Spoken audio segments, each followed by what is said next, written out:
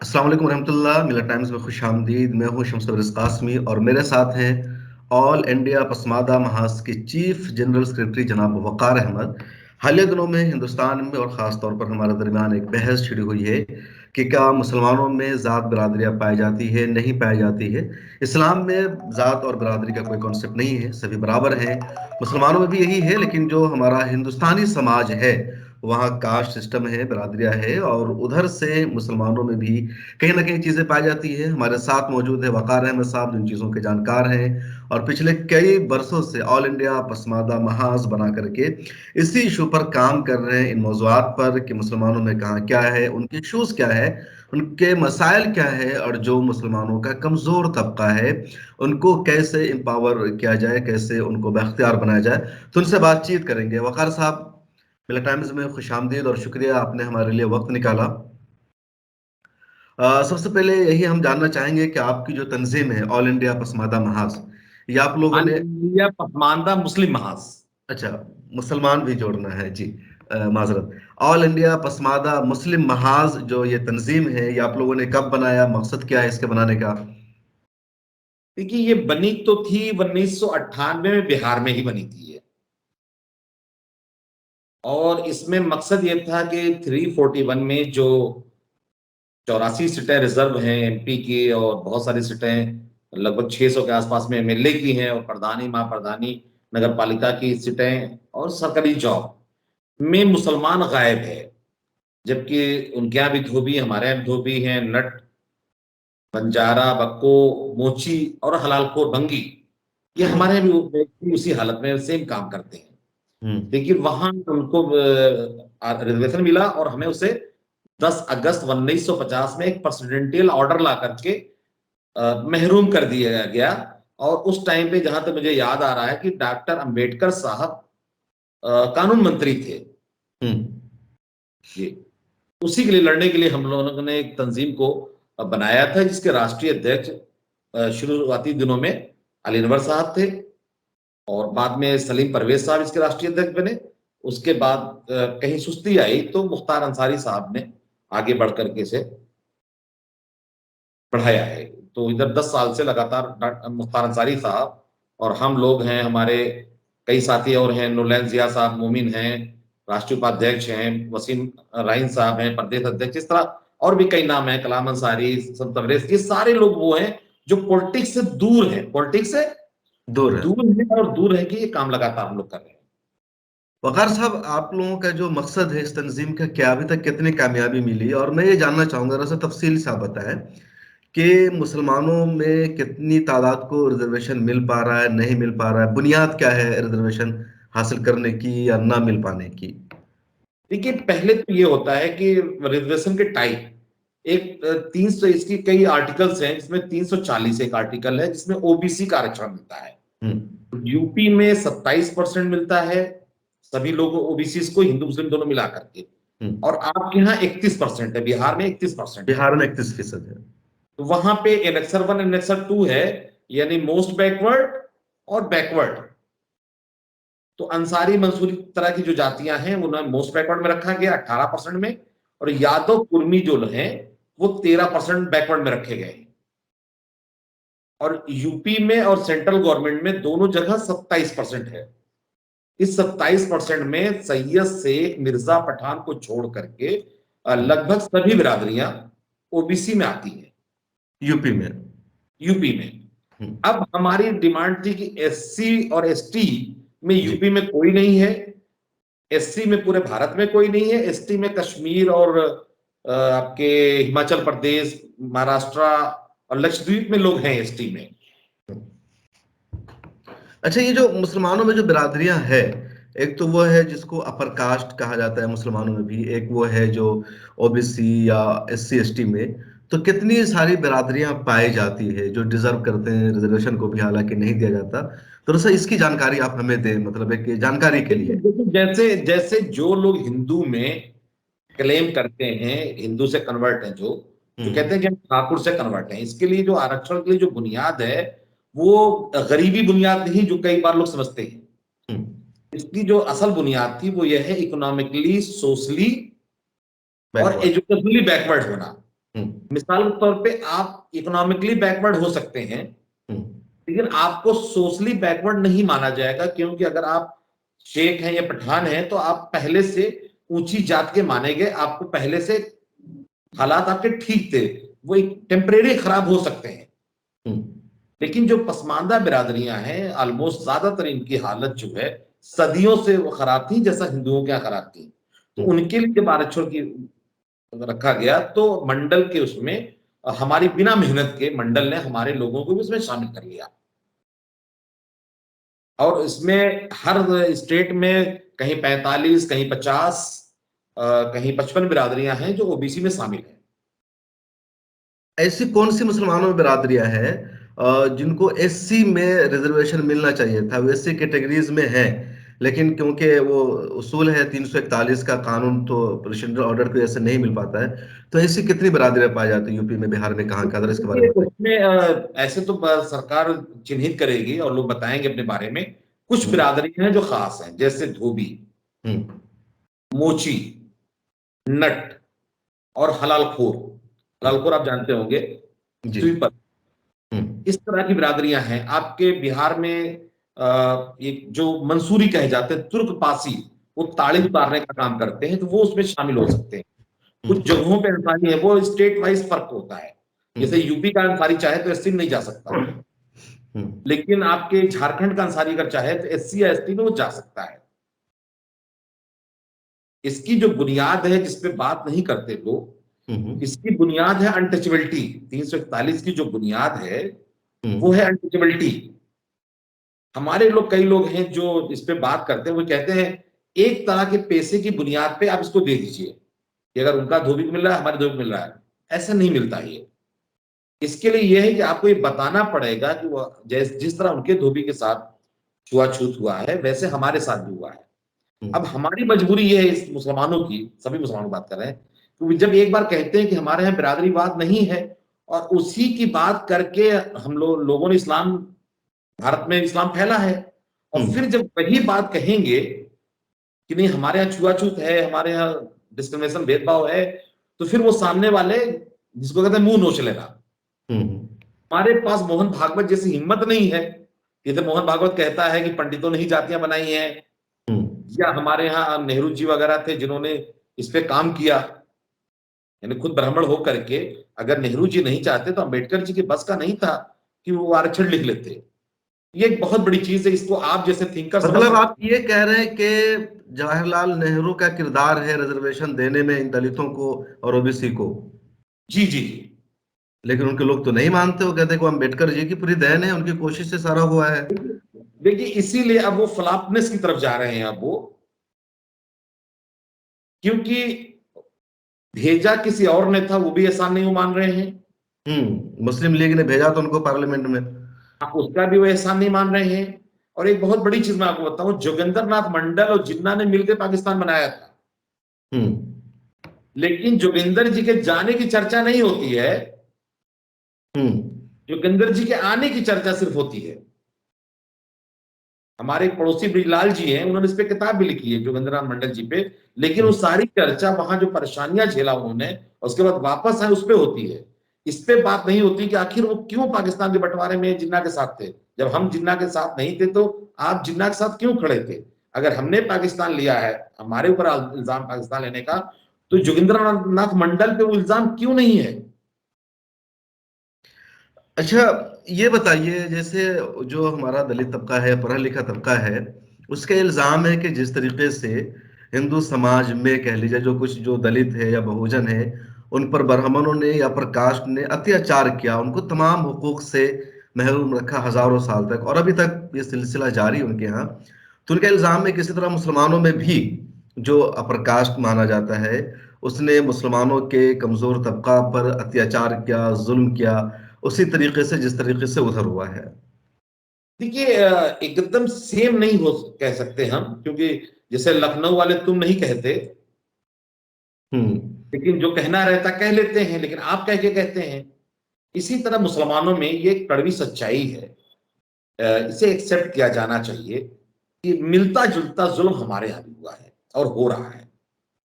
मिलता जुलता जुल्म हमारे यहाँ भी हो रहा है और हुआ है। इवन आप समझिए हम लोग के इलाके में अब तो शायद आने लगे हो, हमारे मरने में भी कोई अपर क्लास के लोग नहीं आते थे। जरा आप इसको खोल करके बताइए, समाज में क्या पाया नहीं, जाता है, समाज में कुछ देखिए, करके समाज बताइए। समाज हाँ। में जिस तरह उनके यहाँ जमींदारी थी, हम्म। उनके यहाँ जिस तरह जमींदारी थी और जुल्म होता था, उनका जरा नंगा नाच था, उनके यहाँ हमारे यहाँ नंगा नाच नहीं था। जैसे मिसाल के तौर पे उनके यहाँ खुल्लम खुला उठा लेते थे, लड़कियों को औरतों को उठवा लिया जाता था, हम्म। हमारे यहाँ उठवाया नहीं जाता था आमतौर पे। एक शालीनता थी वहां, हिंदी में जो कहते हैं तहजीब थी, तो वो उसको जोर दे के ऐसे वैसे करके उसको उठा लिया जाता था, मतलब बदतमीजी नहीं करके, शराफत के साथ। लेकिन मिलता जुलता मामला था, जुल्म उतने ही हुए हैं, तरीके अलग अलग हो सकते हैं। जैसे क्या अभी भी समाज में ऐसा पाया जाता है, कुछ लोग हाँ कहते हैं हाँ कि हाँ हाँ कब्रिस्तान में दफन नहीं होने दिया जाता, हाँ। नहीं नहीं, या देखिए, एक एक और चीज समझिए, एक बड़ा सवाल होता है कि क्या हमारे भी मूछ रखने पे दिक्कत है, क्या हमारे भी घोड़ी चढ़ने पे दिक्कत है ना? हम्म। तो ये हमारे यहाँ घोड़ी पे चढ़ना ही कोई नहीं चाहता है, हमारे यहाँ कोई चंद्रशेखर रावण बनना ही नहीं कोई चाह रहा है कि इस हम्म। तरह का शिकार होना पड़े।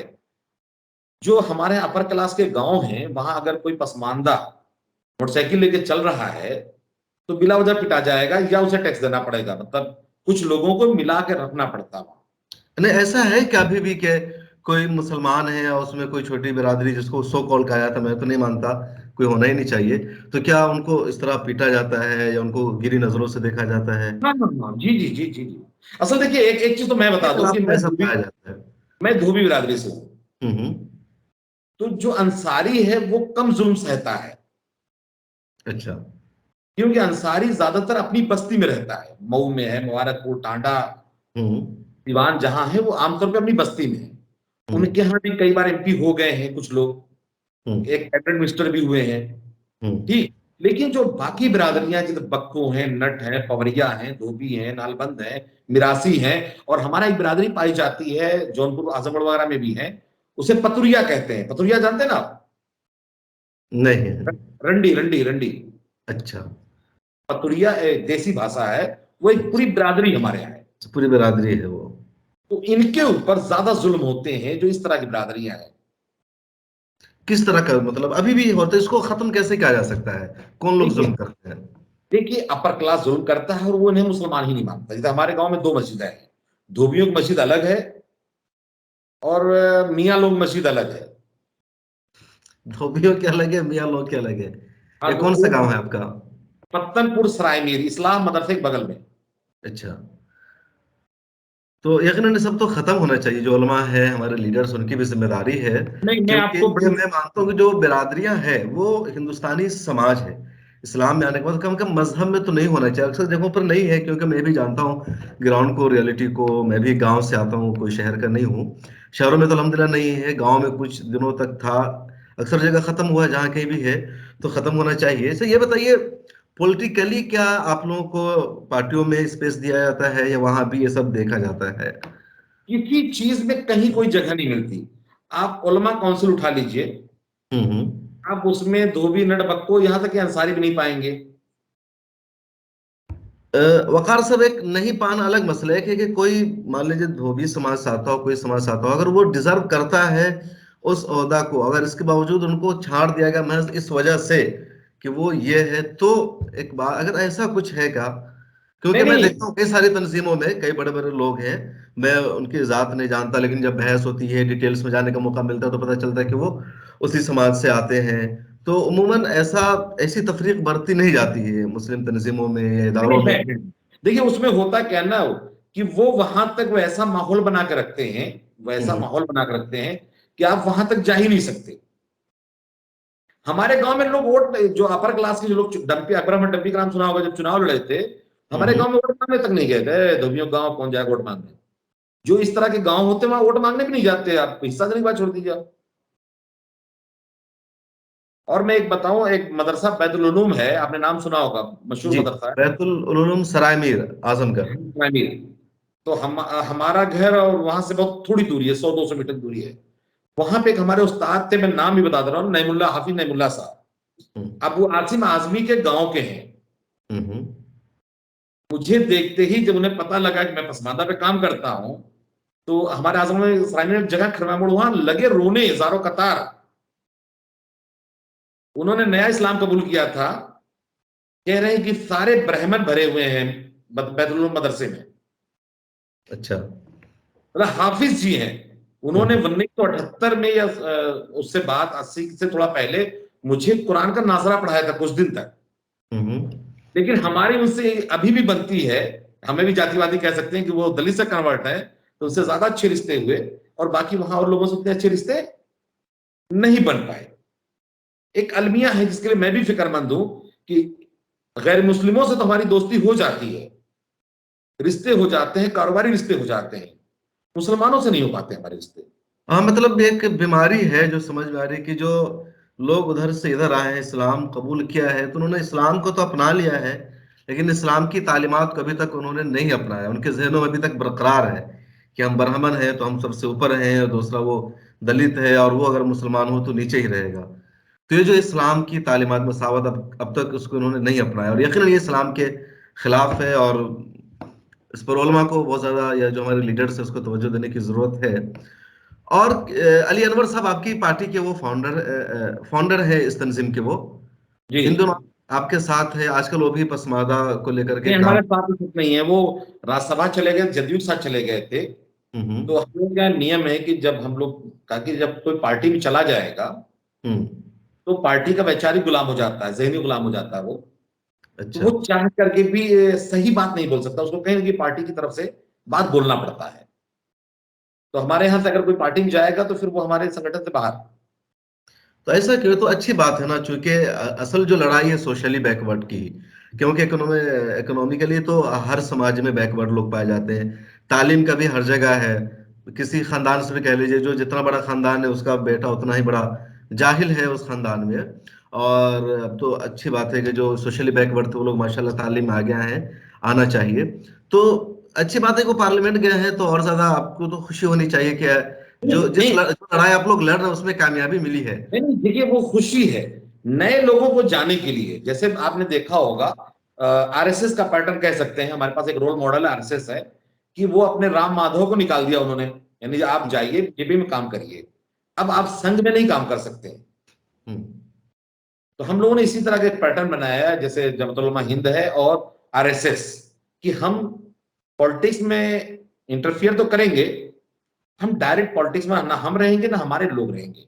हमारे यहां से निकल करके जो डिजर्व करता है वो पार्टी में जाए, जगह ले। हम उसके लिए मेहनत भी करेंगे, सब कुछ करेंगे, लेकिन हमारे संगठन के डिसीजन मेकिंग में वो नहीं रहेगा। क्योंकि अगर कोई कांग्रेस का है तो कांग्रेस की बात करेगा, कोई भाजपा का तो भाजपा की बात करेगा।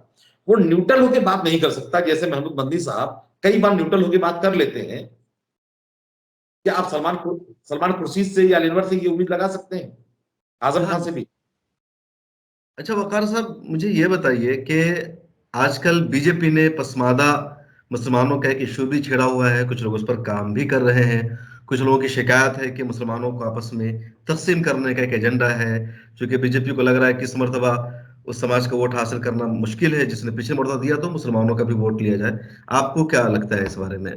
देखिए बीजेपी का अपना एक एजेंडा हो सकता है। इधर जब से ये हम लोगों की मेहनत थी कि हम्म मोदी जी ने इसका नाम लिया, नहीं तो आप जानते हैं कोई चीज मिलेट टाइम का नाम अगर मोदी जी लें तो वो आपकी मेहनत होगी। इसी तरह पसमानदा हम लोगों की एक मोनोपोली थी, तो हम हम्म इधर अलीगढ़ साहब ने बंद कर दिया था, हम लोग ही कर रहे थे। तो मोदी जी ने नाम लिया तो वो क्रेडिट हम लोगों ने लिया कि हम लोगों की वजह से, हमारे जो साथी हैं सबकी मेहनत से मोदी जी ने ये नाम लिया। अब उसके बाद कई हम्म बीजेपी के अपने मेंबर्स उन्होंने पसमानदा के नाम से संगठन बना लिया। हम्म अब मोदी जी के लिए वो काम करने लगे, जैसे आतिफ रशीद साहब हैं, जावेद मलिक साहब हैं, कुछ और लोग हैं। उनको लगा कि बीजेपी से आसानी से मिल सकता है क्योंकि ये सरकार में है, तो वो लोग हम्म बीजेपी के लिए कव्वाली गाने लगे। हम्म और ये बीजेपी, मैं बहुत दिनों से हमारे ऊपर ये इल्जाम लगता है बीजेपी का, हम्म लेकिन ये मैं उस वक्त कहता था कि आरएसएस कभी भी पसमानदा तहरीक को प्रमोट नहीं कर सकती, क्योंकि वो ये जानती है कि ये जैसे ही प्रमोट होंगे 341 मांगेंगे। हम्म और वो चाहती नहीं, वो हमें शिया सुन्नी देवबंदी बरेलवी के नाम पे तो डिवाइड करना चाहती है। डिवाइड करना चाहते हैं। एक चीज, दूसरे वो हमें पार्टियों के नाम पे डिवाइड करना चाह रही है। जैसे अगर आप, हम लोगों का मानना है कि अगर आपको बीजेपी को जिताना है और बीजेपी को वोट देने में आपको शर्म आ रही है, आप किसी मुस्लिम पार्टी को या किसी वोटकटवा पार्टी को आप वोट दे दीजिए, बीजेपी का काम हो जाएगा। अब ऐसे लोग जो सचमुच का वोट काटते हैं, वो पसमानदा तहरीक पे बंटवारे का इल्जाम लगा रहे हैं। हम अलग से ना तो कोई पार्टी बना रहे हैं, ना हम किसी को वोट देने का ऐलान कर रहे हैं। एक जगह बंटवारा हो रहा है जो हमने महसूस किया कि जो क्यादत है वहां बंटवारा हो रहा है। मिसाल के तौर पर से अली अनवर साहब आ गए, एजाज अली आ गए, साबिर अली आ गए, या यहाँ दानिश साहब आ गए यूपी में मंत्री। तो कुंवर दानिश साहब। साहब आए तो एक सैयद साहब का मंत्री पद कट गया, मोहसिन रजा साहब का। यहां बंटवारा हो रहा है, इसका खतरा है कि जो हमारे ऊपर बैठे हुए हमारे अब सो कॉल्ड अपर क्लास के लोग हैं, वो नहीं चाहते नेहरू जी, गांधी जी, पटेल जी की तरह कि उनके दलित और पसमानदा मुसलमानों को कोई स्पेस मिले। ऐसा। अच्छा अली वकार साहब, ये बताएं, आप तो लगातार इस पर काम कर रहे हैं, कोई डेटा आपने इकट्ठा किया है कि कितनी ऐसी बस्तियां हैं जहां मुसलमान ऐसे मौजूद हैं जिनको बहुत ज्यादा दबाया जाता है, उनको उनके राइट्स नहीं दिए जाते हैं? और इन सब को लेकर के कभी आप जो बड़ी मिल्ली तंजीमें कहलाती है, मुसलमानों की जो ऑर्गेनाइजेशन है जो बिला तफरीक सभी के लिए काम करते हैं, तो उन सबसे आपने कोई मुलाकात की हो, कोई एजेंडा रखा उनके सामने? देखिए, एक तो ये बात ठीक नहीं है कहना, लेकिन ये सच है कि जो लोग ये कहते हैं कि हम बिना तफरीक काम करते हैं, झूठ बोलते हैं। तबलीग जमात के जो अपर क्लास की जमातें होती हैं वो अच्छे इलाकों में जाती हैं, अपर क्लास के मोहल्ले में जाती हैं। जो पसमानदा जमातें होती हैं वो पसमानदा इलाके में भेजी जाती हैं। ये मैं आजमगढ़ जो 7 जिले का मरकज है, मैं वहां की बात कर रहा हूँ। तबलीगी जमात तक तहरीक है, सब लोग उससे जुड़ते हैं, उनका काम है नमाज की दावत देना। मैं नमाज पढ़ने की बात कर रहा हूं कि हमारे मोहल्ले में जो जमात आती है, ऑलमोस्ट पसमानदा तबके की जो जमातें होती हैं वो हमारे मोहल्ले में आती हैं। और जो अपर क्लास ये की आप जमातें पहचान हैं, कैसे करते हैं कि जो नमाज पढ़ की दावत देने वाले हैं ये पसमादा है या नहीं है? इसकी कैसे शनाख्त करते हैं आप? वो देख के ही पता लग जाता है। देखिए, आप माशाल्लाह जिस तरह बैठे हुए हैं अच्छे हाँ। कपड़े में, और मेरी बटन टूटी हुई है, नहीं नहीं तो, नहीं, आप भी नहीं तो लगे, आप तो माशाल्लाह मोच रखे हुए, आप तो लग रहा है कि जैसे वो एक पहचान होती है, हाँ। नहीं, मुझे तो लंबाई आपको देख के चौड़ाई। बिल्कुल भी नहीं लगा कि आप, मुझे तो आप माशाल्लाह आपके चेहरे की जो वजाहत है, जो शक्ल सूरत है, जो जो वो दबदबा अल्लाह ताला ने आपको दिया है, आप बिल्कुल लग रहे हैं माशाल्लाह कि आप बिल्कुल शेर हैं। और जैसे हम लोग का थोड़ा बैकग्राउंड अलग रहा है इस हाँ। मामले में, तो कुछ कुछ उसका असर दिखता है हमारे पर। पूछते भी है कई बार कि आप धोबी नहीं लगते हैं, मतलब धोबी नहीं, दूसरे तरह शक्ल के। से मुझे नहीं लगता कोई लगता है, ऐसे शक्ल से देख करके तो मुझे नहीं लगता कि, और आज के दौर में और माशाल्लाह सब लोग लोग कहते हैं कि कपड़ों से पहचाना जाता है। नहीं, कपड़ों से नहीं, शक्ल सूरत से भी पहचान लिया जाता है। अच्छा। हाँ, अब कहीं गलती हो सकती है, उसमें कई बार गलती हो सकती है। हम्म। जैसे शायद जामई साहब ने बताया कि वो अंसारी है, बहुत दिन तक लोग कंफ्यूज थे, नहीं जान पाए, पहचान पा रहे थे। हम्म। जैसे महमूद बंदी साहब है, उनको लोग जानते हैं, पसमानदा है, शक्ल से पहचान लिए गए वो। मौलाना मोहम्मद मदनी साहब जी। पसमादा है वो? हाँ, तो फिर इतनी बड़ी तंजीम के वो जिम्मेदार है, वो जमीयत उलमा हिंद पसमानदा के, फिर बन आप के लोग को नहीं, शिकवा क्या है? आप लोग कहते हैं कि हमको पसमानदा दबाया गया है, फिर अब पसमानदा हिंदुस्तानी मुसलमानों को लीडर है बिला तफरीक, सब लोग मानते हैं उनको अपना लीडर। हमसे लोग मना करते हैं इन बातों को कहने के लिए, लेकिन हम अपने लोगों को बढ़ाने के लिए ये बात कहते हैं। लेकिन वो पसमानदा बन के नहीं है। अल्लामा इकबाल जैसे लोग ये तो अच्छी बात है ना, ये तो अच्छी बात है, इस्लाम ने तो हमें यही सिखाया है ना कि मुसलमान होने के बाद हम मुसलमान हैं, हमें तफरीक नहीं करनी है ना। तो देखिए, बिरादरी जिस बदलना तरीके डर से, से। मैं वकार साहब, जिस तरीके से किसी की जो जात है वो सैयद है और अपने आप को वो सैयद बताता है, वो गलत है, उसी तरीके से कोई अंसारी या मंसूरी या जितनी भी कास्ट हिंदुस्तान में पाई जाती है अगर उससे बताता है तो वो भी गलत है। मतलब कोई भी शनाख्त आपके साथ नहीं जुड़नी चाहिए, तभी आप एक न्यूट्रल मुसलमान कहलाएंगे, एक लीडर कहलाएंगे, लोग आपके साथ जुड़ेंगे। ये तो अच्छी बात है ना, कि ना तो वो उस, ना अपने नाम के साथ वो सैयद लगाते हैं ना पसमानदा लगाते हैं, तो अच्छी बात है। ये इसी की तो लड़ाई है ना, इस्लाम ने तो ये कहा है ना, नहीं, कुरान तो कह रहा उसमें थोड़ा सा एक फर्क हो जाता है। जैसे अल्लामा इकबाल ने दर्जी होते हुए, है। जी। अल्लामा इकबाल ने कहा कि मैं ब्राह्मण साहब, मैं ब्राह्मण खानदान से हूं, बट ब्राह्मण हूं मैं। दर्जी होते हुए उन्हें अपनी बिरादरी छुपाना पड़ा। अल्लामा इकबाल दर्जी थे, उन्होंने अपने आप को ब्राह्मण बताया। ब्राह्मण बताया। ये आजम कैसे खान। पता वो दर्जी थे? जी। ये कैसे आपने अंदाजा लगाया कि वो दर्जी नहीं, थे? अंदाजा नहीं, हयाकत की हिकायत करके हकीम शब्बीर साहब ने 1935-30 के आसपास एक किताब लिखी थी जी। जिसमें इनको दर्जी लिखा है उस जमाने में। अच्छा। दूसरी चीज, इनके वालिद साहब दर्जी का काम करते थे 1800 कुछ में, और उस जमाने में कोई ब्राह्मण से कन्वर्ट आदमी दर्जी का काम किया ही नहीं था, और दर्जी उनको सिखाते भी नहीं थे उस जमाने में, मतलब दर्जी दूसरों को सिखाते भी नहीं थे। और इनके वालिद साहब का नाम था ऐरू गैरू नत्थू खैरू, में नत्थू नाम था इनके। अल्लामा इकबाल के। जी, और इस तरह के नाम अशराफों में नहीं पाए जाते थे। उसके बाद आइए आजम खां साहब हैं, इनके ऊपर बहुत सारे इल्जाम लगते हैं, ये भी पसमानदा बिरादरी के हैं, ये भी खान बन के जी रहे हैं। हमारे यहाँ बहुत सारे लोगों ने अपनी बिरादरियां बदल ली, धोबियों ने हद से ज्यादा, धोबी और सलमानी और फकीर, इन तीनों में इतनी बिरादरियां बदली हैं कि बाकायदा सलमानी पे तक फिल्म आई थी, नींद हमारी ख्वाब तुम्हारे, कि वो सलमानी से सैयद बनकर के रहते हैं, बाद में सैयद की शादी होती है तो गांव वाले आके भेद खोल देते हैं, लेकिन उसमें लास्ट में अच्छा संदेश है कि इस्लाम में सब बराबर है। इस्लाम में सब बराबर कह करके एक अजीब सी चीज की गई कि एक पूरे तबके को किनारे लगा दिया गया। हमारे लोग मस्जिद नहीं जाते, लोग कहते हैं मस्जिदों में बराबरी है। आपने सुना होगा, एक ने कहा कि किसी की बकरी चली गई मस्जिद में, लोगों ने डांटा, कहा वो बकरी बेजबान जानवर थी, सरकार चली गई, हमको आपने मस्जिद में कभी देखा है? पसमानदा नमाज ही कहां पढ़ता है? तो नमाज अगर नहीं पढ़ता है पसमानदा, तो उसके लिए जिम्मेदार कौन है? जो सब चीजों मुझे नहीं लगता, देखिए, इतने गए गुजरे में भी कि मस्जिद में जाने से किसी को रोका जाए कि ये पसमानदा है, जिस वजह देखिए, से मस्जिद में नहीं आ रहे। तो इंतजार है, मस्जिदें खाली पड़ी है, मस्जिदों में सन्नाटा है, 500 लोगों की जगह है मस्जिद में, 100 लोग नमाज अदा करने के लिए पहुंचते हैं। ऐसा कैसे हो सकता है कि कोई जाए नमाज अदा देखिए, करने से रोक दे? अगर कोई देखिए, ऐसा करता है तो मुझे नहीं लगता कोई मुसलमान है। वो तो दो वो मुसलमान के देखिए, नाम पर इस्लाम का दुश्मन है, अगर कोई भी मस्जिद में ऐसा रोक रहा है तो प्लीज। और बताइए, उस जगह का देखिए, नाम बताइए, मैं पहुंचूंगा वहां। नहीं नहीं नहीं, देखिए, जैसे मैं आज की बात नहीं कर रहा हूं, एक एक हाँ। चीज समझिएगा, दो तरह की चीजें हैं। जैसे दलितों को जो झाड़ू बांधने की कहानियां, वो आज की नहीं है, आज के अलग जुल्म है, आज के अलग देखो, जुल्म है। नमाज तो कभी नहीं हो सकता है। बताइए कब का हुआ कि जब मुसलमानों को नमाज पढ़ने से रोक दिया? कब हुआ ये मैं बताइए। आपको, मेरे पास एक इंटरव्यू है, मैं आपको भेज दूंगा। हम्म। एक जिम्मेदार आदमी है, मदरसे के जिम्मेदार थे, उन्होंने इंटरव्यू दिया था। आजमगढ़ की जामा मस्जिद हम्म। में हलालखोर बिरादरी को नमाज पढ़ने की इजाजत नहीं थी। कुछ रहा होगा, कुछ उनकी एक्टिविटी ऐसी या कुछ की वजह से। मुझे नहीं नहीं लगता नहीं, एक कि बात सुनिए, बीइंग अ मुस्लिम किसी को नमाज पढ़ने से नहीं कोई नहीं, रोकता, अगर कोई रोकता आप है तो खुद मुसलमान नहीं कहलाएगा।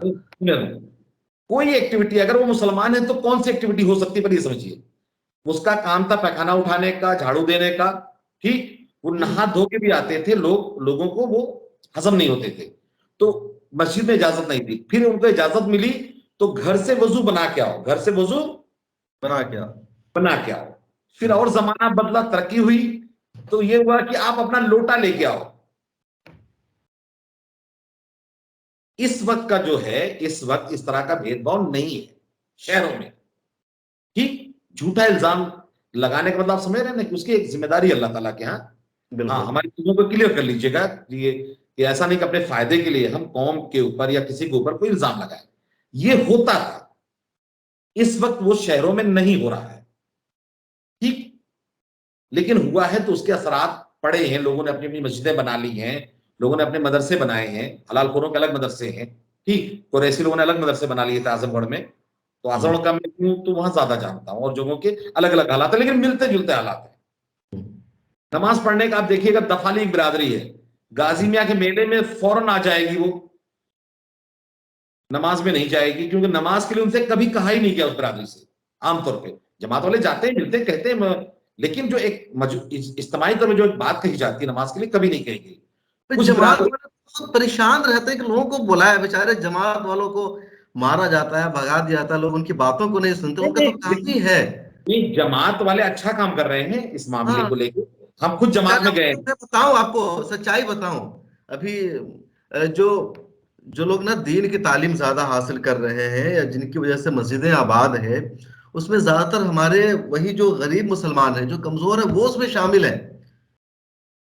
और ये कहा भी जाता है कि ज्यादातर जो दीन की खिदमत हर दौर में की है, गरीब मुसलमानों ने की है, कमजोर मुसलमानों ने की है।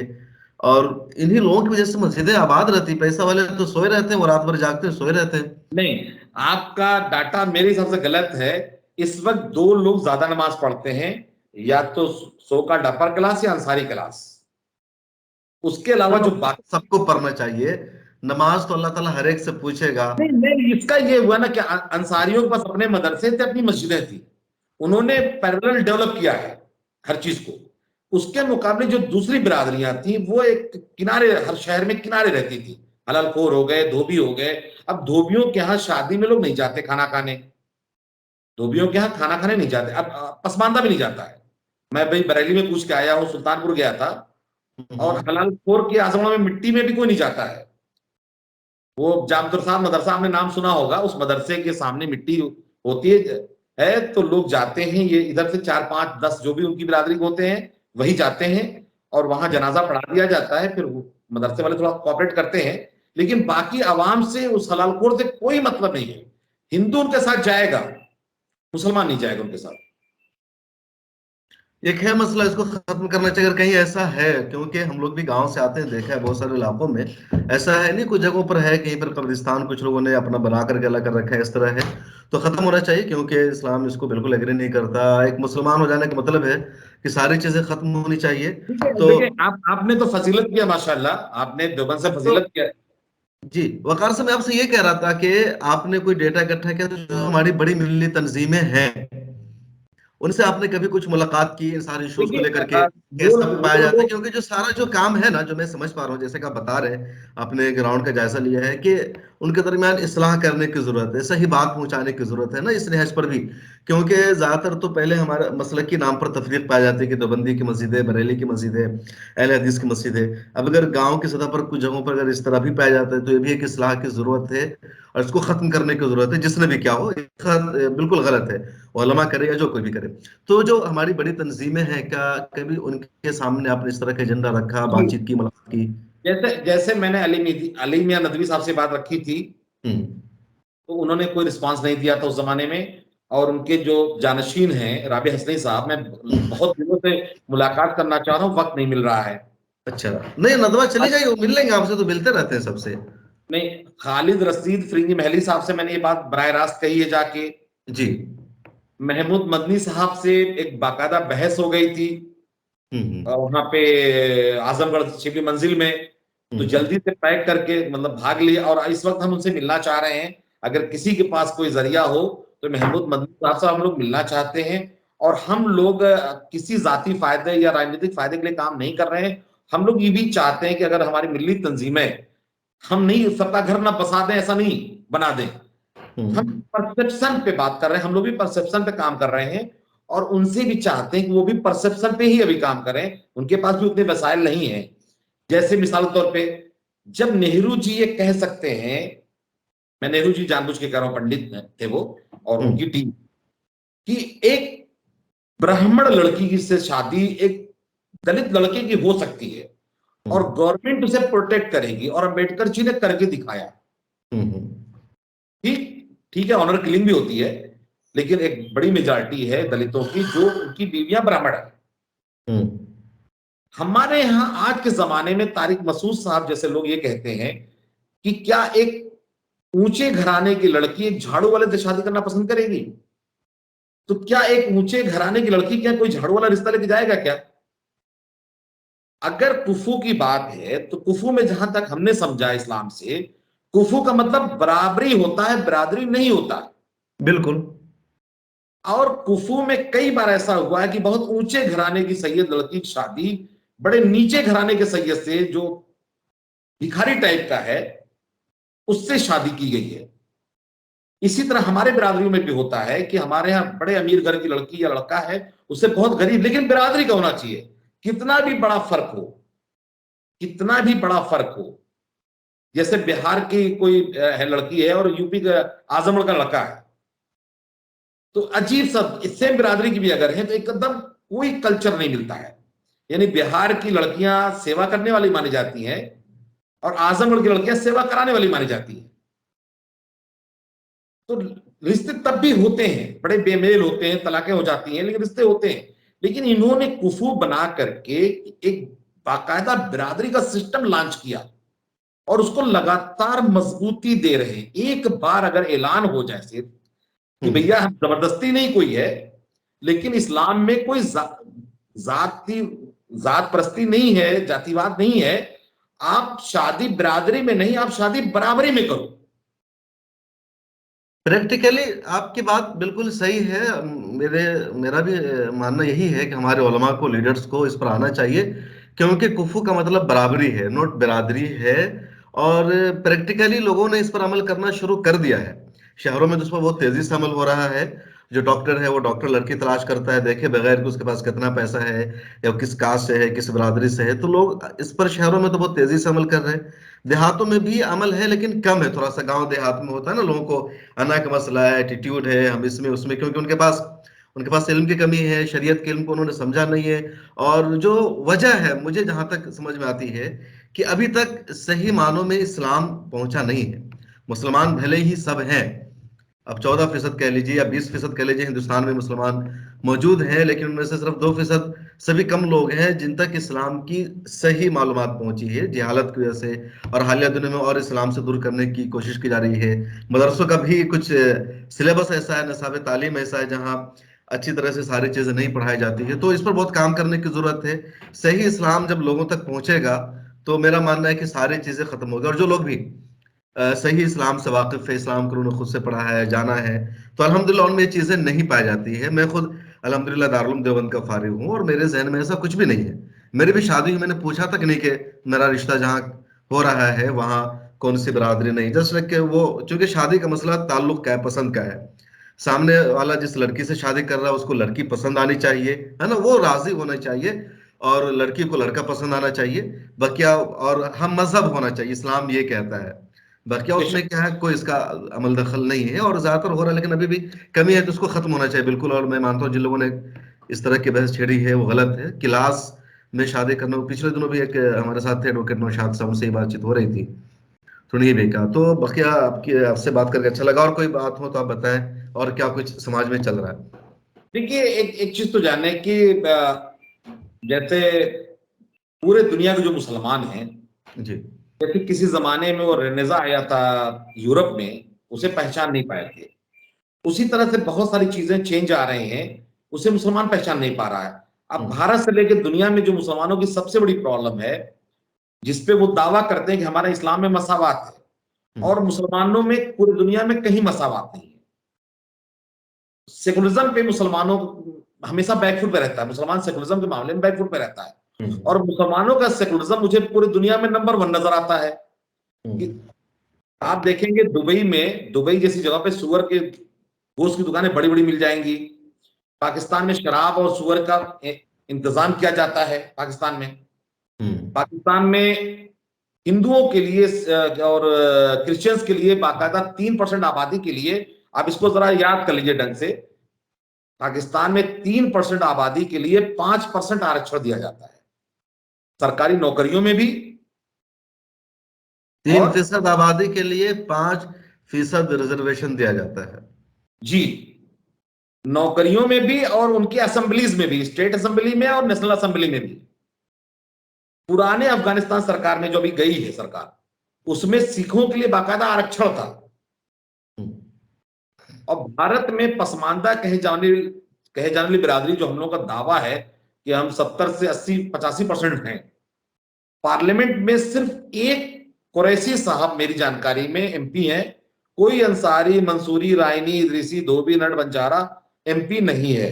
सीधे मुसलमान कहना कि मुसलमानों के लिए क्यों इंडिया में रिजर्वेशन नहीं है, जब पाकिस्तान में 3% के लिए 5% रिजर्वेशन है, तो इंडिया में 14% मुसलमानों की आबादी है, और पार्लियामेंट में 2% मुसलमानों की नुमाइंदगी है। वो तो बाद में तकसीम करेंगे कि जो मुसलमान है वो किस बिरादरी से या किस कास्ट से आते हैं।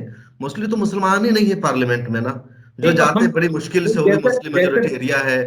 पार्टी का टिकट मिल जाता है तो कांग्रेस ने टिकट दे दिया तो जीत गए, या आरजेडी ने टिकट दे दिया तो जीत गया। अपने दम पर कोई भी, खा वो सैयद मुसलमान कह लीजिए या शेख मुसलमान कह लीजिए, वो भी नहीं जीत पाता है। ये जैसे रियलिटी आप मानेंगे इस बात देखिए, को। 2 चीज होती है, एक संविधान होता है, कल्चर होता है।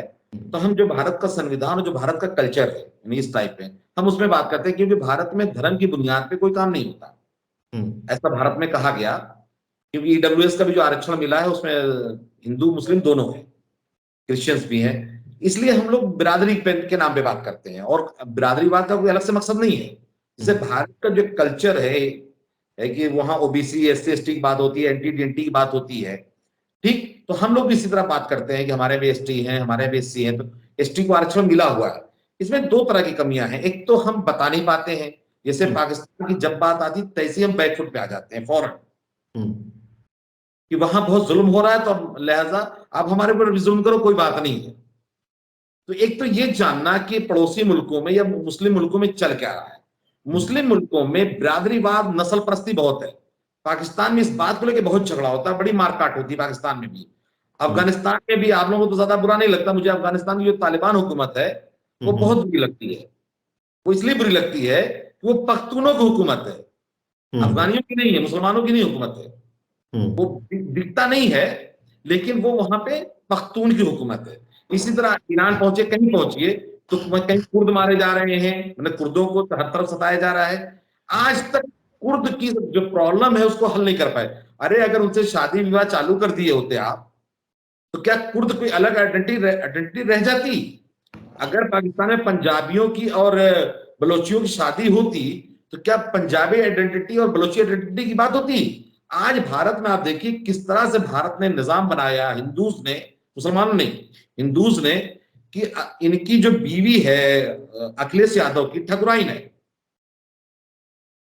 इनकी जो बहू है वो भी ठकुराइन है, शिवपाल की जो बहू है वो भी ठकुराइन है। आपके बिहार में जो तेजस्वी की बीवी आई है उसकी अभी बिरादरी ही नहीं पता, खानदान ही नहीं पता कहां से आई है। वकार साहब, आपने जो बताया कुर्दों का मसला है, बलूचिस्तान का मसला, तो आपको लगता है वहां शादी मसला है? नहीं नहीं कुर्दों कुर्द इस वजह से वो जंग कर रहे हैं, उन पर जुल्म हो रहा है कि वो उनके घरों में शादी नहीं की जाती? नहीं नहीं नहीं, मैं दूसरी चीज का उसको समझिएगा। आपने नबी, आप तो पढ़े पढ़े लिखे उस लाइन के हैं। जी। नबी सल्लल्लाहु अलैहि वसल्लम ने शादियां बहुत सी की थी, कि उन शादियों से लोगों के बीच में, देखिए, शादियों का तो वहां वो अपनी जगह बिल्कुल, हुजूर सल्लल्लाहु अलैहि वसल्लम ने जितनी शादियां की थी उनका मकसद ही यही था कि रिश्ता को बेहतर बनाना, जितने एनिमीज थे सारे कबाइल को मुत्तहिद करना, सबको एक मैसेज देना कि बराबरी है सबके, हम साथ हैं, कि जिसके खानदान में शादी कर लिया तो वो ये ना समझे कि हम बराबर वाले हो गए, दूसरे नीचे हैं। लेकिन अभी आपने जिन मुल्कों का जिक्र किया है, वहां जो लड़ाइयाँ हैं वो सिर्फ इस वजह से नहीं, वहाँ मुस्तकिल एक जोग्राफियाई लड़ाई है, बैन अवी उनके दुश्मन है। कुर्दों का मामला है कि वो अपना एक अलहदा मुल्क चाहते हैं, तुर्की को तोड़ करके, इराक को तोड़ करके, और कोई भी जो हुकूमत है वो एक नया मुल्क नहीं होने देगी। और इस वक्त आप इस बात को तस्लीम कीजिए कि जो दुनिया में लड़ाई है ना, इस्लाम और कुफ्र की लड़ाई है।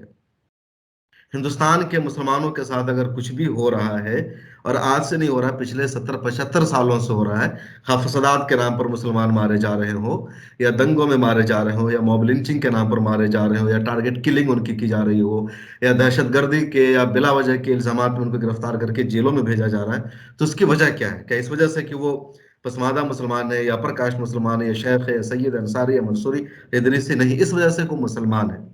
इस्लाम का नाम लेना इस मुल्क में अब वो मुश्किल होता जा रहा है। मस्जिदों से माइक पर उनको प्रॉब्लम होने लगी है, मुसलमानों के शार से प्रॉब्लम होने लगी है, उनको टोपी से प्रॉब्लम है, उनको दाढ़ी से प्रॉब्लम है, उनको हिजाब से प्रॉब्लम है। तो ये सारी चीजें हैं, ये इश्यूज है यहाँ। और इन्हीं चीजों को उन्होंने बना करके अपने आप को, सबको मुत्तहिद कर लिया है। जितने जो बजरंग दल का आप जायजा लेंगे ना, तो बजरंग दल में जितने नारा लगाने वाले लोग होते हैं, वो कोई ब्राह्मण और राजपूत उसमें नहीं होते हैं। नहीं देखिए, मैं आपकी बात, जो चीजें देखिए जो आप महसूस करते हैं, हम्म। जो आप महसूस करते हैं, जिन चीजों को आप पढ़ते हैं और जानते हैं, हम्म। अल्हम्दुलिल्लाह वो पब्लिक डोमेन में, उन्हें किसी न किसी शक्ल में हम लोग भी जानते हैं। जी। और जिन चीजों को हम लोग 20 25 30 50 साल से पढ़ रहे हैं, ठीक, उन चीजों को कई बार आपने देखा भी नहीं होगा। तो हमारी बातें इसलिए आप तक पहुंचना जरूरी है। हमारा ये कहना है कि जैसे अगर हम मार नहीं सकते, तो अपनी पीठ तो मजबूत कर सकते हैं। कि आप गांव में पीठ बड़ी मजबूत रहती थी, 10 20 लाठी पे कोई दिक्कत नहीं होती थी। जब हमारे ऊपर पूरी दुनिया में जुल्म हो रहे हैं, हम्म। तो हम उन्हें मौके भी दे रहे हैं। मिसाल के तौर पे आप मुझसे बात किए, आप यकीन जानिए मुझे बहुत खुशी हुई, ठीक, कि क्या कोई है जो मुझे सुन लिया या सुनना चाह रहा, आपके जरिए मेरी बात पहुंच रही है, उस पर बात होगी। उसका हल निकाला जा सकता है, क्यों मैं हल चाहता हूं, मैं हल चाहता हूं। जी हमने बिल्कुल, कहा मैं ना समझ सकता हूँ, कि सारे लोग हल चाहते हैं। और मुझे ठीक ठीक। अब हम ना, हमारा जो कहना है कि दूसरी बिरादरी और कौमों में उन्होंने घटाया है, जो बीच में घुस करके, जिसको कहते हैं ना, फटा होता तो फाड़ना आसान होता है, फटा होता है तो फाड़ना आसान होता है। अब हमारे बीच में तफरीक थी और है, तो अगर मान लीजिए बीजेपी या कोई भी पार्टी आसानी से हमारे बीच में घुस सकती है, ठीक। हमें बहुत अच्छा लगा था तौकीर रजा देवबंद गए थे या महमूद मंदी साहब अजमेर अजमेर गए। शरीफ। अब जैसे वो लोग अमित शाह हैं, कभी राहुल गांधी जाके दलितों क्या खाना खाते हैं।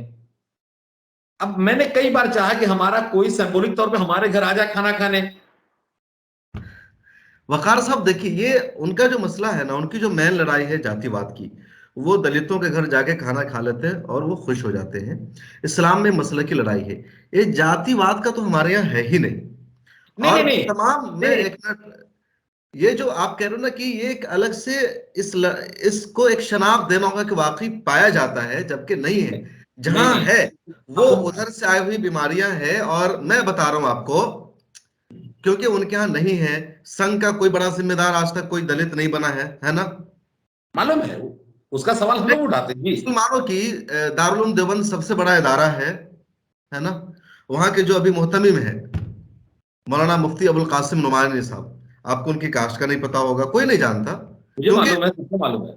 है ना, इस पर बहस ही नहीं होती। आपको मालूम है, बताइए। तो हमारे यहाँ तो इशू है ही नहीं। नहीं दारुल नज़ातुल उलमा के जो मुहतमिम है मौलाना सईदुर रहमान आजमी नदवी साहब, है ना, न तो उनको बनाते वक्त किसी ने कास्ट देखा, ना आज को इस पर बहस करता, क्योंकि मुसलमानों में ये कोई मुद्दा है ही नहीं कि मुसलमान किस जाति से। अगर आपके अंदर सलाहियत है, काबिलियत है, लियाकत है, तो आप उस ओहदा पे पहुंच सकते हैं, डिजर्व कर सकते हैं, और कोई आपको नहीं रोकेगा। और मुझे नहीं लगता कि किसी के अंदर काबिलियत है दारुल उलूम का मोहतमिम बन जाने की, या किसी तंजीम का सरबरा बन जाने की, और उसको उसकी वजह से रोका गया। हाँ, खानदानी तौर पर कुछ लोग कुछ तंजीमों पर जरूर हावी हो गए कि भाई एक शख्स ने एक तंजीम का वो सदर बन गया, तो आगे चल करके उसका बाप बेटा पोता उस तंजीम पर रहता है, तो कोई वो उसके पर्सनल खानदान का वो वर्चस्व होता है, खुद उसी समाज के लोग उसके खिलाफ होते हैं। लेकिन उस बुनियाद पर वो नहीं होता कि भाई वो पसमादा है या वो कमजोर है या कुछ है, इस वजह से उसको नहीं बनने देना है। तो इस्लाम में तो, या मुसलमानों में तो आज भी तंजीमों की सतह पर या पॉलिटिकल पार्टियों की सतह पर ये बात नहीं पाई जाती। अगर आप उस तरह की लड़ाई चाहेंगे तो मतलब आप खुद चाह रहे हैं कि आपको दलितों के बराबर समझा जाए। नहीं अल्हम्दुलिल्लाह, मैं फख्र के मैं साथ कह सकता हूं कि मुसलमानों की नजर में जो कोई भी, जैसे उसने ला इलाहा इल्लल्लाह मोहम्मद रसूलुल्लाह पढ़ गया, वो बराबर हो गया। देखिए, हर एक एक को एक बराबर है। नहीं नहीं, एक चीज बताऊं। देखिए, इस्लाम को हमने भी पढ़ा है, जी। और हम बताए ना कि बदलूम के पड़ोसी हैं, वो हमारे वालिद साहब बदलूम के एग्जीक्यूटिव पार्टी के मेंबर रहा करते थे, हम्म। बदलूम मदरसे के। ठीक। हमारे वालिद साहब इस्लाह से शुरू किए थे, बदलूम पे फिर बुला लिए गए थे, तो बदलूम पे पढ़ाई किए। तो हम सारी चीजें जानते हैं जो आप पॉजिटिव बात कर रहे हैं। जी। लेकिन दूसरा एक कड़वा सच लगातार है कि मसलक की बात पे बिरादरियां दब गई। लेकिन आज 100 साल, ये कोई जब आरएसएस के बनने के पहले, हम्म। आरएसएस के बनने के पहले हमारी बिरादरी तंजीमें बनने लगी थी। आसिम बिहारी रहमतुल्लाह अलैह 1913 से काम शुरू कर दिए थे। और जितनी इधर इधर क्या हुआ कि हम लोग पसमानदा के नाम लेकर के, हम लोग थोड़ा कुछ इंटेलेक्चुअल्स हमारे साथ आए, तो हम लोगों ने डायरेक्ट हमला चालू किया सोशल मीडिया के जरिए, जिससे पब्लिक डोमेन में आई। लेकिन आज बताइए, कोई एक बिरादरी का नाम बताइए जिसकी दो चार अपनी बिरादरी के नाम की तंजीमें ना हो। और उनके एतराजात यही शुरू से रहे, आज से नहीं।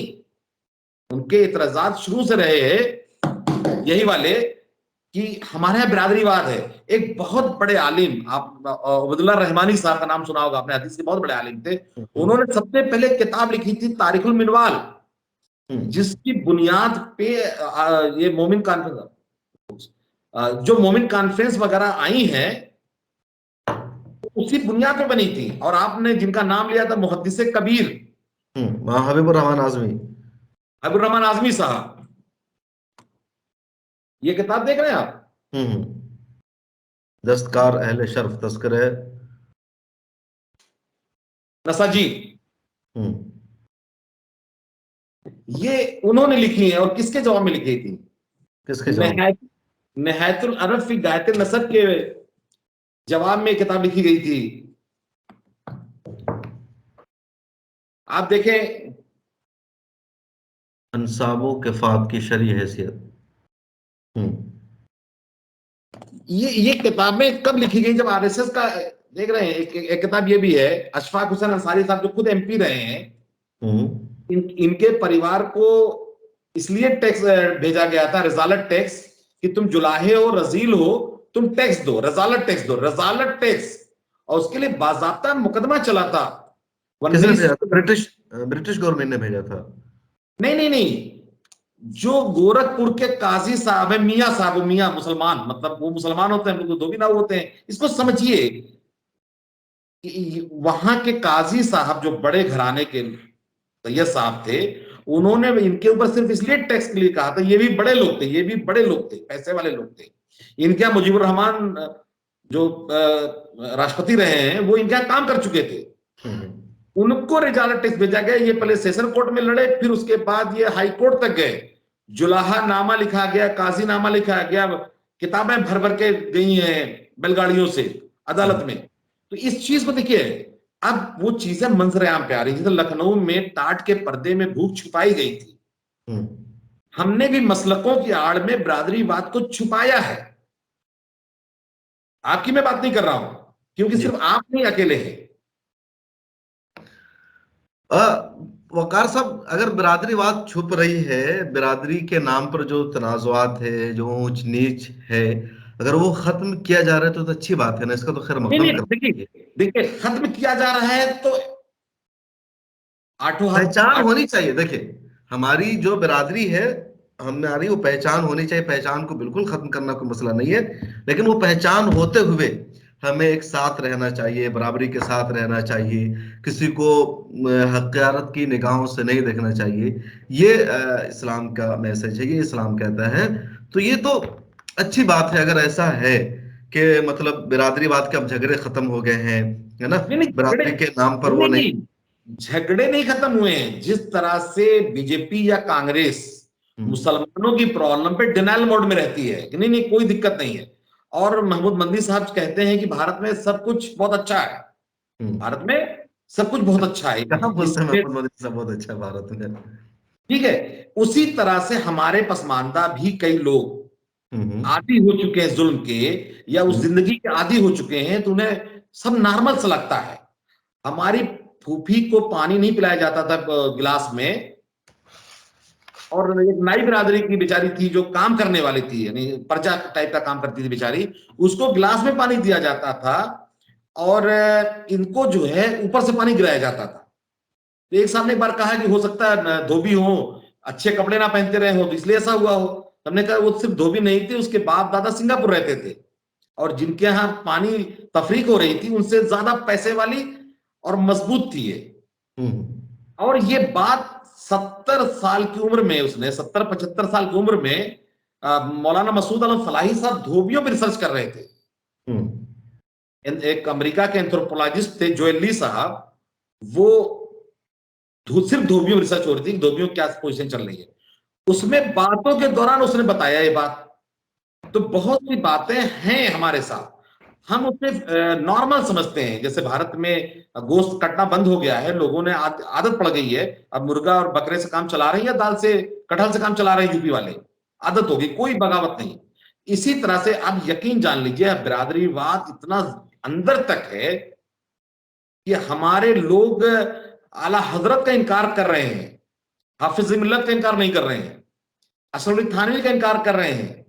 और जब भी जो मैंने किताब दिखाई है, इसमें बाबा कबीर का नाम लिखा है इन्होंने, जो मैंने आपको बताया था, बाबा कबीर। और इतने बड़े आलिम को वहां दिक्कत हो रही है। हमने हाफिज नईमुल्लाह साहब बताया जो अबू आसिम आजमी साहब के गांव के हैं, उनको हम्म। दिक्कत हो रही है मदरसे में। अब इससे ज्यादा जातिवाद, आप कहीं चले जाइए, किसी पसमानदा मुसलमान को हल्का सा चुभो दीजिए, उसका सारा पीप, सारा दर्द बाहर निकल आएगा। देखिए आपने जो कहा यकीनन है, लेकिन ऐसा नहीं है, हमारे यहाँ वही फर्क है, चंद एक मिसालें हैं, उसको खत्म करने की जरूरत है, नहीं, लोगों ने चंद जोर दिया मिसालें है। नहीं है। और आज के देखिए, दौर में नहीं होना चाहिए। और अगर एक मसलकी झगड़ा है, उसके आड़ में कम से कम अगर बिरादरीवाद के झगड़े खत्म हुए हैं, जिसको नहीं और नहीं खत्म करने की नहीं जरूरत नहीं, है बड़े समाज से। अच्छा, मुझे एक आखिरी सवाल ये बताइए वकार साहब, मैं ये जानना चाहता हूँ कि जो कुछ भी है ना, जो तफरीक है मुसलमानों में, या किसी को दबाया जाता है, या तो उसके लिए जिम्मेदार कौन है? हुकूमत जिम्मेदार है या आप मुसलमान को ही मानते हैं जिम्मेदार? देखिए, दो तरह का मामला है। एक हुकूमती सतह पे जो मामला आते हैं, जैसे दलितों के लिए एट्रोसिटी एक्ट है कि अगर उनको किसी ने बिरादरी के नाम से भी बुला दिया हम्म। तो 4-6 महीने की जेल हो जाएगी। हम्म। हाँ, हमको चाहे जितना बार धुबिया कहा जाए, फेसबुक पे हमको लगातार धुबिया धुबिया धुबिया कह के बात करते हैं लोग। ठीक, तो इससे भी लगता है कि कहीं कुछ कम नहीं हुआ है। अभी जिस तरह की बात फेसबुक पे दिखती है और जमीन पे भी दिखती है, क्योंकि हम उस तरह देखते, देखिए हम उस तरह देखते हैं और आप अपनी अच्छी नजर से देखते होंगे। तो जैसे जब कोई बड़ा आदमी जाता है तो सड़कों को चिकना कर दिया जाता है, तो उसको गंदगी नहीं दिखाई देती, लेकिन जब एक आम आदमी जाएगा तो सारी चीजें दिखाई देती हैं। एक तो सरकार जिम्मेदार है कि जब अपने दलितों के लिए वो इस तरह का इंतजाम कर रही है, हम्म। हमारे लिए ना तो आरक्षण वो दे रही है और ना ही हमारे लिए इंतजाम कर रही है। दूसरा, जो हमारा समाज है जो खुद स्कूल खोलता है, जो खुद मदरसे खोलता है, अपनी तंजीम बनाता है, अपने गरीबों की मदद करता है, तो वो गरीबों की मदद तो कर रहा है, हमको इसको एक्सेप्ट कर रहे हैं। एक साहब ने कहा कि मोदी जी इतना दे रहे हैं, हमने कहा हमारा अशराफ भी हमारी मदद करता है। हम सम्मान की तलाश में हैं। हमको मछली नहीं चाहिए, मछली का गड्ढा चाहिए जहां से मछली मार के आई जाती है। हमारा अशराफ सारी डीलिंग खुद करता है, कोशिश करता है कि वो आपस में भाई भतीजा बांट लें। आजमगढ़ में बहुत से दलित इसलिए तबलीग जमात में नहीं जाते हैं कि वो देवबंदी जमात नहीं, वो हम्म। रौतारों की जमात है। और हमारे यहाँ एक हिंदू के साथ तो लोग रहना पसंद करते हैं, रौतारा बिरादरी, जो अबू आसिम शिबली नवानी की बिरादरी है, उनको यहूदी कहा जाता है हमारे यहाँ, हम्म। उमूमी तौर पे कहा जाता है। अच्छा, मुंह पे तो नहीं कहता कोई, मुंह पे तो नहीं कहता, तो मैंने कई बार मुंह पे कहलवा दिया, बताया नहीं कि रौतारा बिरादरी के लोग। तो आपस में अंदर एक बहुत जैसे सर्द जंग चल रही है, अंडर हम्म। करंट है और जमाने से है। मेरी दिक्कत यह है कि मैं इसको आपके सामने कह देता हूं, सबके सामने कह देता हूं, हम्म। बाकी लोग लगातार हराओ जिताओ कर रहे हैं। कोई शेख को हरा रहा है, कोई सैयद को हरा रहा है, कोई अंसारी को हरा रहा है। बिहार में नारा चला कि अल्लाह की मर्जी चुनाव लड़े दर्जी, तो दर्जी को हरा दिया गया। फिर अगला चुनाव आया तो नारा चला कि ए शेख अपनी अपनी देख, तो शेख को हरा दिया गया। तो ये एक बहुत बड़े ये सब पैमाने पे है। आप मानते नहीं, सब खत्म होना चाहिए ना? ये खत्म कैसे नहीं होगा? नहीं, मैं इसको शुरू करने की बात नहीं कर रहा हूं भाई, मैं तो इस्लाम की बात कर रहा हूं। जी लेकिन बिल्कुल। इस्लाम मर्जी वाला नहीं, हिदाया वाला नहीं। तोरा चंगेजी का नाम आपने पता नहीं सुना है कि नहीं? तोरा चंगेजी हम्म। मतलब मुगलों के जो फैसले होते थे उसमें असली जो कानून था वो चंगेज खान का कानून था, तोरा चंगेजी। उसको हम्म। दिल्ली के हलपुराने लोग अभी भी बोलते हैं, तोरा हम्म। चंगेजी आप लोग क्या जाने।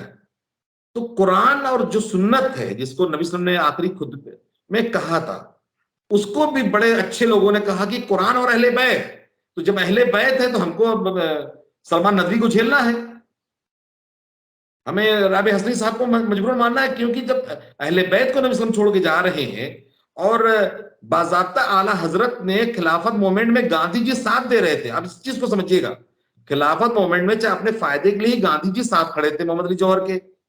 हम्म। अहमद रजा खां बरेलवी रहमतुल्लाह अलैह, जिन्होंने पठान मसलक चलाया, उन्होंने कहा कि ये जायज नहीं है, तुर्की के खिलाफत जायज नहीं है, क्योंकि खलीफा कुरैश से होना चाहिए। जिसपे आपके अबुल कलाम आजाद रहमतुल्लाह अलैह ने उसके जवाब लिखा। और हम्म। आज उसी को देखते हुए अजमेर वालों ने इन लोगों को दुरदुरा के वहां से भगा दिया मार करके, क्योंकि आला हजरत आप पठान हो। हमारी एक जान पहचान वाली का कहना कि तुम पठान थे, पठान हो, पठान ही रहोगे, यानी तुम नीच थे, नीच हो, नीच ही रहोगे। जो सैयद शेख अलवी अंसारी हैं वो ये मानते हैं कि पठान और मुगल नीची कौम है, इनके पास अकल नहीं है।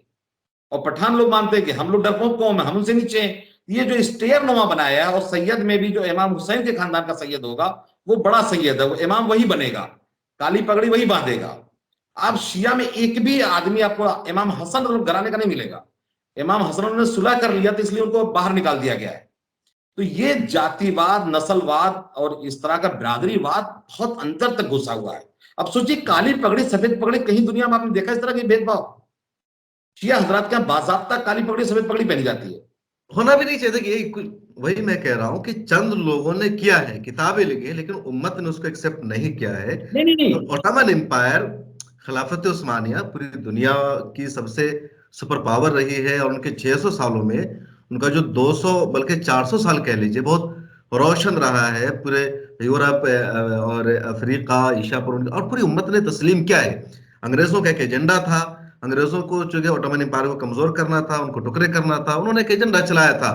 ये कहो कि जो खलीफा होगा वो कुरैश से होना चाहिए, दूसरे से नहीं होना चाहिए, और कई लोग उसके शिकार हुए। इसको आज भी, हजरत, इसको आज भी तो लोग कहते हैं। जब अबू बकर बगदादी ने खिलाफत का दावा किया था, तो इसी लखनऊ के बड़े महानुभाव सैयद सलमान नदवी ने हाँ, सिर्फ, लेटर लिख दिया था, उम्मत ने उनकी मुखालफत की कि आप कौन नहीं, होते सिर्फ सैयद की बुनियाद पे, सिर्फ सैयद हैं। की हाँ, बुनियाद पे। तो वही वही मैं कह रहा हूँ कि आज भी, हाँ, कोई भी हो, मतलब सैयद हो या कोई भी हो, कोई भी अगर बिरादरीवाद को या इसको फरोग देता है या इसको फख्र और नस्ब की वजह बताता है, तो वो गलत है, इस्लाम के खिलाफ है और नहीं होना चाहिए। भारत के मुसलमानों में भी जो पाया जाता है वो हिंदुस्तानी समाज का है, और उसको खत्म करने की जरूरत है। और मैं यही चाहूंगा, मैं अपील करूंगा कि नहीं, जितने लोग सुन रहे हैं। मैं एक लाइन और कह दूं, आप इसको बहुत अहम, ये आपके जरिए बातचीत हुई। देखिए, जैसे नहायतुल अरब फी गायतुन नसब में लिखा उन्होंने, जी। अभी वो किताब मौजूद है। हम्म। बहस्ती जेवर लगातार चल रहा है, साफ साफ लिखा हुआ है सब कुछ उसमें, बिरादरीवाद, और हर घर में मौजूद है। हमारे यहाँ, आपके यहाँ भी हो सकता है, शादियों में पहले तो वो अपने चाहिए। अब वो किताब अब नहीं चल रही वैसी, तो पहले, अब तो 20-25 सालों से मुझे नहीं लगता कि कहीं वो एक किताब गांव में दी एक जाती है। है। अच्छा, हाँ। जो फतवे रिजविया है, उसमें भी ये तफरीक मौजूद है। हिदाया में बाजाब्ता, आपने खुद पढ़ा होगा उसको, हिदाया में इसको खुद पढ़ा होगा आपने। वहाँ कुफू का मसला है, वहाँ ये तो चूंकि वो हिंदुस्तानी समाज, वो 400 साल पहले की लिखी हुई किताब है, तो वहाँ कुफू को बताया गया है कि कुफू क्या क्या हो सकता है, वो मसला है वहाँ। तो ये ये हिदायत वो नहीं है, मैंने ये पढ़ी जो है। बिरादरीवाद की कोई भी जो जराए हैं, जो जराए हैं। उसमें कुफू को बताया गया हिदाया में, वो हिंदुस्तानी बरादरी को टच ही नहीं किया है हिदाया ने, ठीक है। वो एक फिका का मसला है, वो तो मैं बता रहा हूँ, क्योंकि उसमें हिंदुस्तानी का वो मसला ही नहीं है। ठीक है, नहीं, लेकिन जैसे हमसे मुफ्ती यासिर आजमी साहब, जो जी। 24 नंबर मदरसे के मुफ्ती हैं, हाँ। मुबारकपुर के, 24 नंबर अहियाल उलूम के, यासिर आजमी कासमी साहब, उन्होंने ये मुझसे एक बार कहा था कि आप असद अली थानवी को क्यों कोसते हो। उन्होंने तो हाशिए पे लिख दिया कि उन्होंने कहां से कोट किया है। अभी ये कंजुल अमान में, आप शियाओं की बहुत सी हदीसें पढ़ें, शियाओं हम्म। की और बरेलवीज में जो हदीसें बहुत राइज हैं। क्योंकि हम्म। मैं, देखिए, मैं किसी एक मसलक की बात तो नहीं कर रहा हूं ना, हमें तो पूरे देश की, हमें शिया सुन्नी पसमानदा शिया भी होते हैं, तो हम हम्म। सबकी बात कर रहे हैं। तो अलग अलग जगहों पे वो हदीसें कोट होती हैं। मेरे पास एक हदीस है कंजुल अमाल की, इसमें है कि हम सबसे पहले अहले बैत की सिफारिश करेंगे, फिर इनकी करेंगे, फिर उनकी करेंगे, तो जिसकी पहले सिफारिश करेंगे वो सबसे बड़ा है। और ये सिर्फ भारत का मसला नहीं है, पूरे दुनिया में सैयदवाद ने एक नंगा नाच मतलब शुरू किया है। चाहे हसन नसरुल्लाह हो, मुक्तदा सदर हो, अबू बकर बगदादी हो, चाहे ईरानी खामनेई हो, या आपके जैनुल गजाली, सैयद कुतुब सईद हो, चाहे यहाँ पे देखिए, सब अबुल लोग अलम। अलग अलग है। देखिए, अबू बकर बगदादी एक अलग है, सईद कुतुब शहीद अलग है, अब दोनों को एक नहीं कर सकते। सईद नहीं, कुतुब हम तो शहीद की जो नहीं कर रहे हैं। तहरीक है, हमने एक और जगह जवाब में कहा था कि अबू बकर बगदादी का कोई पता ही नहीं है। कुछ लोग कह रहे हैं कि अमेरिका का खड़ा करता है। अबू बकर बगदादी ने तो बदनाम किया ना, इस्लाम को उसने दहशतगर्दी से जोड़ कर देखा, तो हम आप उसको। कह रहे हैं कि जिसको बहुत से लोग वहाबी आतंकवाद कहते हैं, बेचारे बद्दुओं को इल्जाम देते हैं, जो बद्दू पसमानदा है, जो हाँ। पसमानदा बद्दू है, हम लोग उनको अपना मानते देखिए, हैं। आप इसको फर्क कीजिए, वकार साहब, एक है इस्लामी तहरीक, है ना, पूरी दुनिया में लोगों के आजकल जो भी जो विजन रखते हैं, उनका मकसद है इस्लाम को तमाम निज़ामों में वो करना। हुआ क्या है कि इस्लाम को लोगों ने सिर्फ मजहब तक महदूद रखा है, कि इस्लाम और मुसलमान होने का मतलब है नमाज पढ़ना, रोजा रखना, है ना, तो जक़ात दे देना या हज करना। इसके अलावा जो अमली जिंदगी है, सियासी जिंदगी है, समाजी जिंदगी है, माशी जिंदगी है, सियासी जिंदगी है, दूसरे इस तरह के जितने हालात हैं ना, अभी तक लोगों ने मुकम्मल तौर पर वहाँ इस्लाम को दाखिल नहीं किया है। उसकी वजह से सारे मसाइल हैं, इशूज हैं, और हर जगह दुनिया भर में इस तरह के मसाइल का सामना करना पड़ता है। ये वजह है कि जो पॉलिटिकल इस्लाम है, जो सही तौर पर इस्लामी तालीमात पर अमल हुआ है, वो सिर्फ खुलफाए राशिदीन के ज़माने में, हजरत अबू बकर, हजरत उमर, हजरत उस्मान गनी और हजरत अली रजी अल्लाह तआला अन्हु को, उसके बाद उमर बिन अब्दुल अजीज रजी अल्लाह तआला अन्हु के दौर को अरे शामिल कर लीजिए। अच्छा, हजरत माविया को देवबंद वाले बाईपास कर देते हैं क्या? मतलब उसमें इख्तिलाफ है, कुछ लोग हजरत उमर बिन अब्दुल अजीज को मानते हैं, या कुछ लोग मानते हैं कि पांचवें जो खलीफा राशिद है वो हजरत माविया है। दोनों है, मतलब कुछ लोग हजरत माविया को मानते हैं, कुछ लोग वो मानते हैं। देवबंद की बात नहीं, आप मेरी बात को देवबंद का वो मत कीजिए आप। यही है ना जो गलत सोच है। मैं एक जर्नलिस्ट हूँ तो मैं न्यूट्रल होकर बात कर रहा हूँ। मैं देवबंद का नजरिया आपके सामने पेश नहीं कर रहा हूँ, ना बरेली का नजरिया पेश कर रहा हूँ, ठीक है। मैं कासमी हूँ, मैंने दारुल देवबंद से तालीम हासिल की है। तो मेरी बात को आप देवबंद का नजरिया नहीं कह सकते हैं ना, ऐसा दोबारा कभी बोलिएगा, है ना। ठीक ठीक ठीक ठीक। हाँ, मैं मतलब इख्तिलाफ है, कुछ लोग हजरत उमर बिन अब्दुल अजीज को मानते हैं, कुछ लोग हजरत मुआविया को मानते हैं, मौरखिन का इख्तिलाफ है। मैं मानता हूँ कि दोनों को आप इसमें शामिल कीजिए, क्योंकि पांचवे खलीफा राशिद है। तो कुछ लोग हजरत मुआविया को रजी अल्लाह तआला अन्हु को मानते हैं, कुछ उनको मानते हैं। तो ये है, उसके बाद से एक सिलसिला शुरू हुआ कि जो खिलाफत है वो खानदानों में सिमट गए, है ना, कि लोगों ने खानदान में महदूद कर लिया, उसके अलावा लोगों ने महदूद कर लिया। तो ये सारा मसला है। तो बहुत अच्छा लगा आपसे बातचीत करके, काफी लंबी बातचीत हुई। मुझे लगता है अभी भी कई सारी बातें रह गई है, लेकिन 1 घंटा का ये शो हो गया है, तो इंशाल्लाह ताला आगे भी आपसे बातचीत करेंगे। और बहुत शुक्रिया कि आपने वक्त दिया। जितने लोग हमारी बातों को सुन रहे हैं, आप अपना फीडबैक कमेंट सेक्शन में जरूर लिखेगा। फिर मुलाकात होगी, अपना ख्याल रखिए, अल्लाह हाफिज। जजाकल्लाह।